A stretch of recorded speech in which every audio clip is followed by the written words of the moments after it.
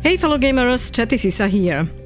As I was preparing some clips from the last livestream, I've come across a short debate we had about studios repeating the same mistakes all over again, in terms of including nonsense in their games that the players are just going to reject.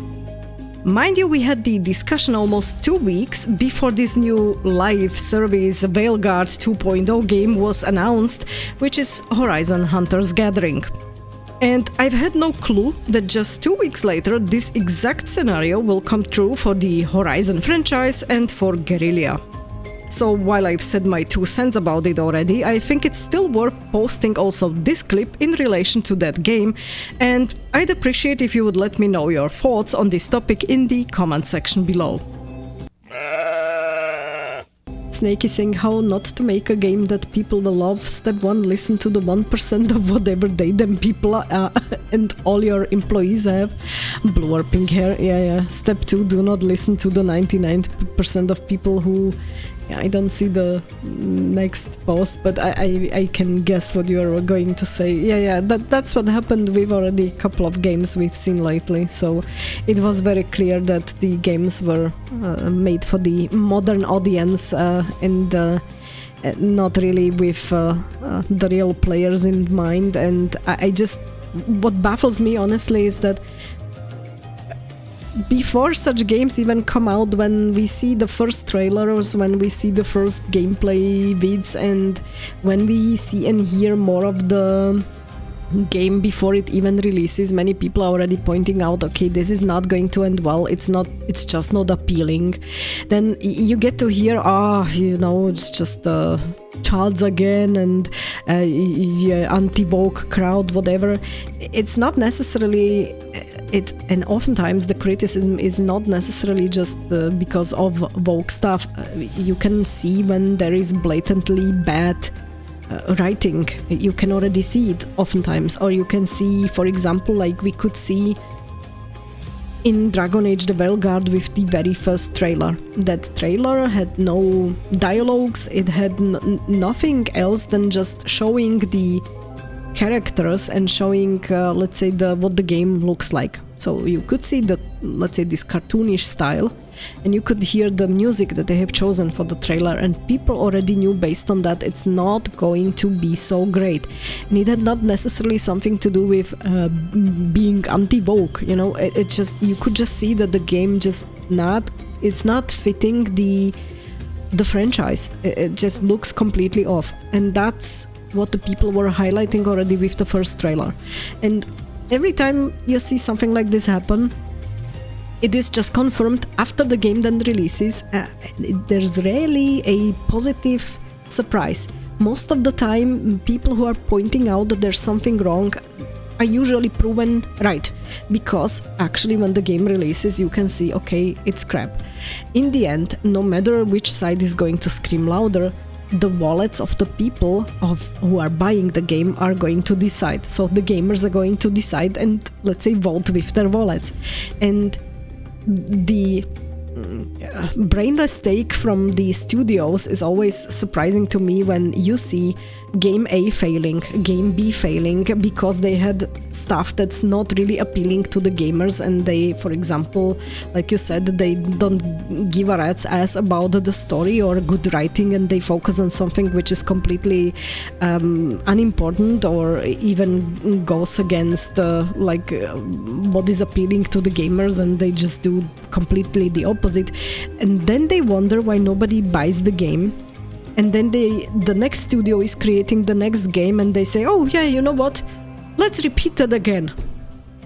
It just, for me, it's just baffling how brainless these decisions are. Like, you see failing, game A, game B, game C, all of those games are failing, people pointing out what's wrong, and you implement these things which people point out that they are wrong, and you implement it in your game, and then you expect it again to sell. It's not going to sell. It's just...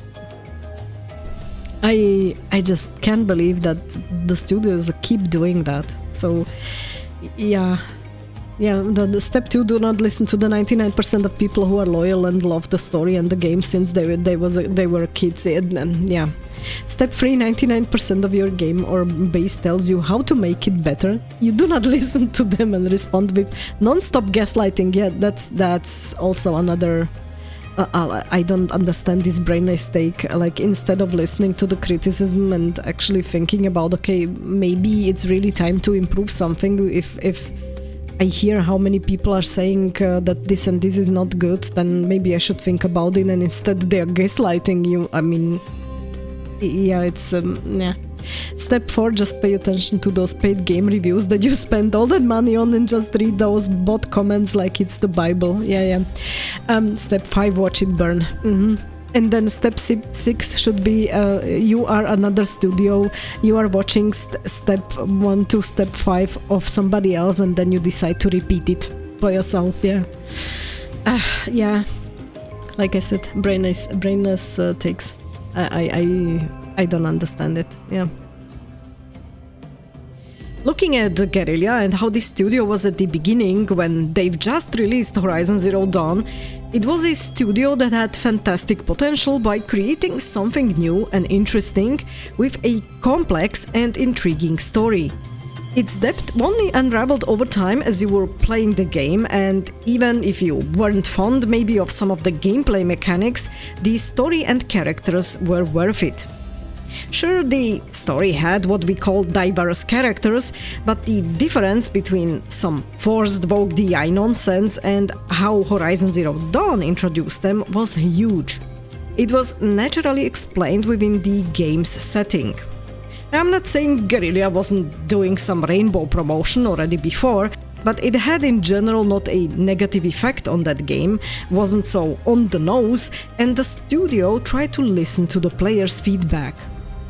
Over time, it was more and more visible how Sony took over the studio's direction and decided to milk this newly formed successful IP for what it's worth. Now we have a studio that's devolved into the same woke propaganda machine like so many others over the last few years. And we can clearly see it in the newly introduced Horizon Hunters Gathering trailer. What makes me quite unhappy here is not the live service game itself, I really don't care about that one, as I've already said, but what this could potentially mean for the third and last game in the original trilogy.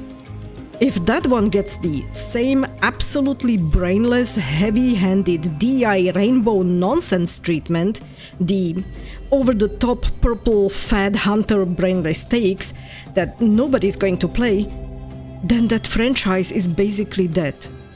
And I'm saying this as a big fan of the original series.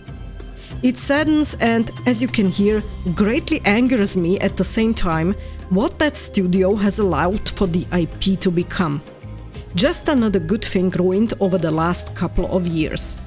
And you know what? I'm not having just a Veilguard 2.0 deja vu. I have also a big BioWare deja vu.